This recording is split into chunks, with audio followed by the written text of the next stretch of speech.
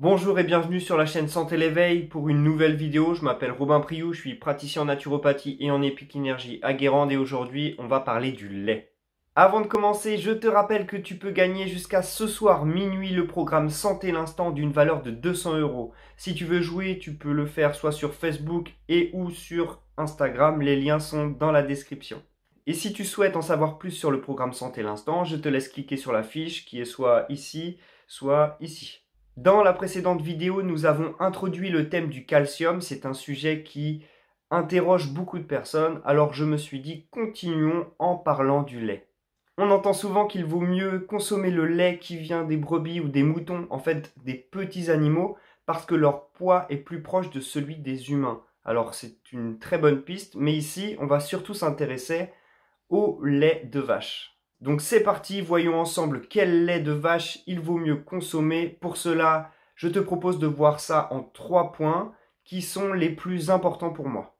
Premier point, est-ce qu'il est cru, cuit ou pasteurisé?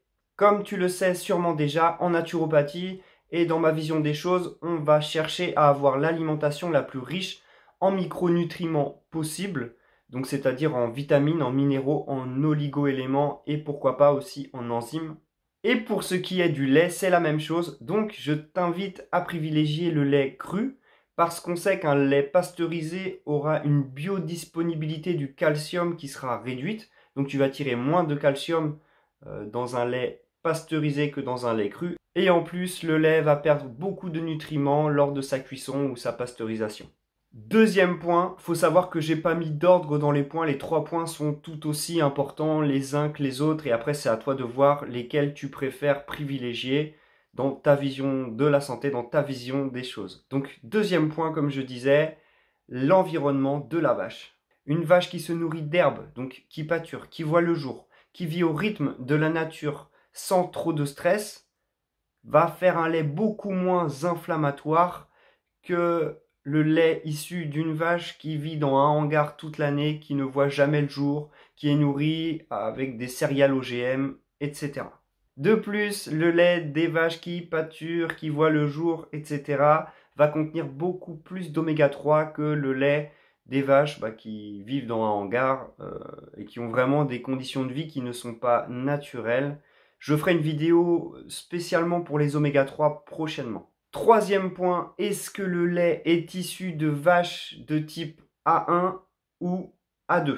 On sait que les protéines du lait issu de vaches de type A1 va être beaucoup plus difficile à digérer que le lait de type A2. La grande différence entre le lait de type A1 et A2, ça va être surtout par rapport aux caséines qui sont donc les protéines du lait. Les protéines, ce sont des longues chaînes d'acides aminés et donc les caséines qui sont dans le lait issu de vache A1 sont beaucoup plus longues à découper pour le système digestif.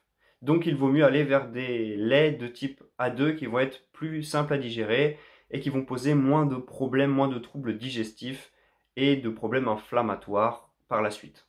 En fait, au fil des années, on a sélectionné les vaches A1 parce qu'elles font beaucoup plus de lait que les vaches A2. Plus de rendement est égal à plus d'argent, donc c'est super pour l'industrie, mais malheureusement, on a encore une fois fait ça au détriment de la qualité.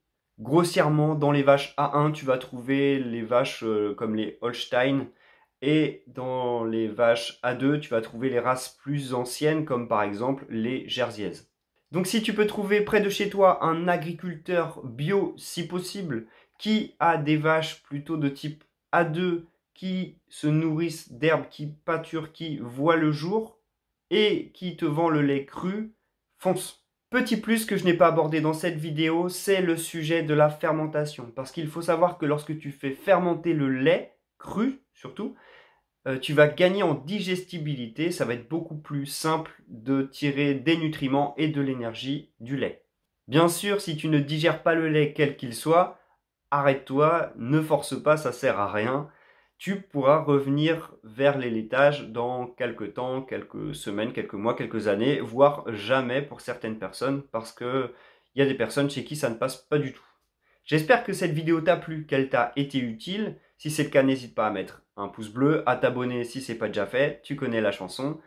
Si tu as des questions, n'hésite pas à me contacter, je suis à ta disposition. En attendant, je te souhaite une belle continuation, une belle vie pleine d'amour, de confiance et de paix, et je te dis à bientôt.